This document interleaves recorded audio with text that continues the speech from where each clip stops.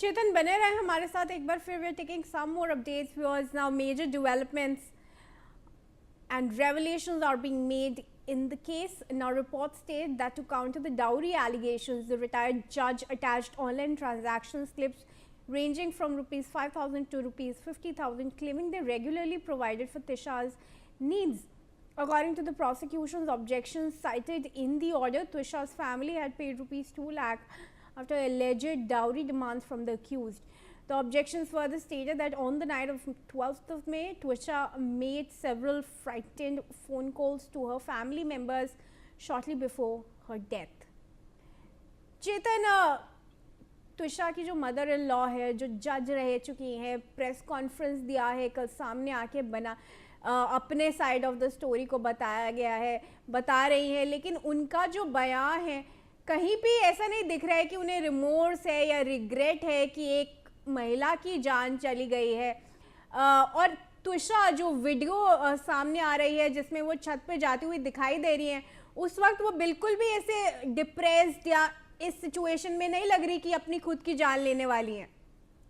देखिए, इस पूरे मामले को दो पहलुओं से समझा जा सकता है कि गिरिवाला सिंह ने लगभग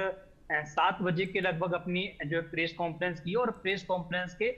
कुछ मिनटों बाद जो है वो सीसीटीवी फुटेज जो एसआईटी की टीम जांच करने के लिए गई थी उनके द्वारा जो है सीसीटीवी मिला है. तो उसमें आप एक चीज देखेंगे कि जो है त्विशा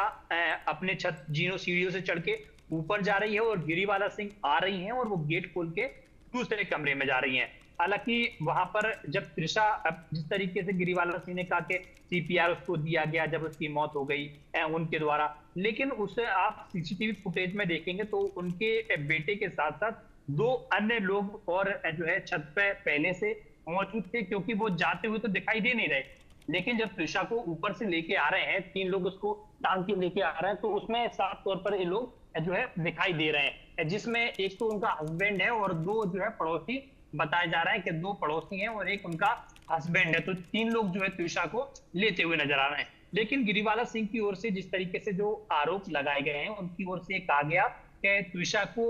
पिछले 4 से 5 महीने में लगभग 7 और 7.5 लाख रुपए उसके अकाउंट में ट्रांजेक्शन किया है, कभी 5,000 तो कभी 50,000. उनकी बाकायदा जो रिसीविंग्स हैं वो उनके द्वारा कोर्ट में पेश की गई हैं. हालांकि त्विशा की जो फैमिली है उनकी ओर से इस बात को लेकर अभी तक कोई भी स्पष्ट नहीं किया गया, लेकिन उनकी ओर से जो चीजें आई हैं प्रेस कॉन्फ्रेंस में, जो आरोप लगाए गए हैं, क्योंकि त्विशा की मम्मी और पापा की ओर से जो चैट बताई गई है उस चैट को इनके द्वारा गिरिवाला सिंह के द्वारा एडिटेड चैट बताया गया और लेटेस्ट चैट बताया गया. लेकिन आप और हम उस चैट को देखेंगे तो वाकई वो चैट है वो लेटेस्ट है, लेकिन जिस तरीके से कॉल रिकॉर्डिंग और तमाम बातों का जिक्र त्विशा की सिस्टर के द्वारा, उनके फादर के द्वारा और उन लोगों के द्वारा बताया जा रहा है, उसमें इस बात का जिक्र है कि वो लंबे समय से पिछले कई महीनों से जो है अपने मदर को, फादर को, भाई को, सिस्टर को तमाम घटनाक्रम की जानकारी वो समय समय पर दे रही थी कि किस तरीके से इसको जो है यहाँ पर प्रताड़ित किया जा रहा है, उसको परेशान किया जा रहा है. जिस तरीके से शादी से पहले जो वादे किए थे, जो समर सिंह का व्यवहार था शादी से पहले, उसमें कहीं ना कहीं परिवर्तन आया है और शादी के बाद से उस पर दबाव बनाने लगे. जी चेतन, बने रहे हमारे साथ एक बार फिर. Viewers, some more details now. The court order reconstructed Twisha's final hours largely through the version presented by the defense. According to the application, Twisha visited a beauty salon near her house on 12th of May and later went for a walk in a nearby park before returning home around 7:30 p.m. After watching television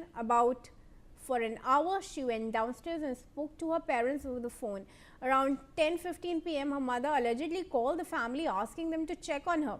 Samarth's family claimed they found Twisha hanging from an iron rod on the terrace using an exercise resistance band.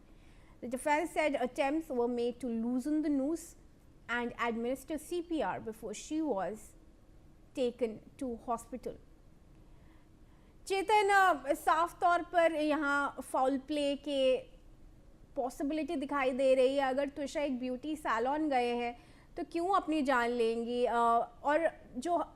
Husband है समर्थ वो क्यों सामने नहीं आ रहे अभी तक? Why is he absconding? देखिए कई सारे सवाल हैं कोर्ट में जिस बात का जिक्र किया गया कि मीडिया ट्रायल चल रहा है और ऐसे में जो समर सिंह की मां है उनके द्वारा पहले एक बात कही गई कि कुछ ही देर में जो है समर जो है सरेंडर कोर्ट में करेगा, क्योंकि पहले उम्मीद जताई जा रही थी कि जो है समर कोर्ट में सरेंडर करने वाला है और उसके बाद कुछ देर बाद ये जानकारी मिली कि समर जो अभी भी फरार है और पुलिस की गिरफ्त से बाहर है, उसने कोर्ट में सरेंडर नहीं किया। यही कारण थी कि एसआईटी ने इस पूरे मामले को लेकर जब जांच अपने हाथों में अपने हैंडओवर पुलिस के द्वारा लिया गया तो भोपाल पुलिस के द्वारा 10,000 रुपए का इनाम भी घोषित किया गया और इनाम घोषित करने के साथ साथ पुलिस ने जो है लगातार उसकी और सर्चिंग बढ़ा दी, लेकिन अभी भी पुलिस की गिरफ्त से बाहर है। आखिरकार जब समाज की ओर से कोई गलत नहीं किया गया तो इस तरह का पुलिस से गिरफ्त से बाहर क्यों है, क्यों अभी तक फरार चल रहा है, क्यों कोर्ट में जो है खुद को सरेंडर नहीं किया, क्यों अब तक कोर्ट में पेश नहीं हुआ, क्योंकि जमानत याचिका जब लगाई गई है तो ऐसे में अपराधी खुद जब गलत नहीं होते तो अमूमन हम देखते हैं कि कोर्ट में खुद पेश हो जाते हैं। लेकिन आप एक चीज भी देखिए कि कोर्ट में जिस तरीके से कल सुनवाई हुई और जज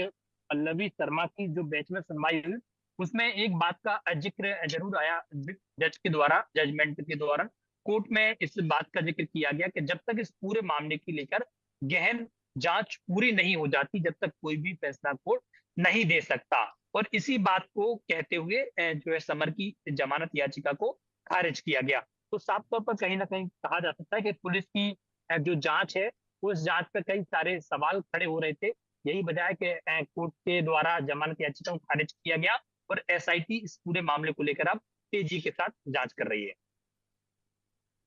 All right, Chetan, thank you for joining us for now with those details. Viewers.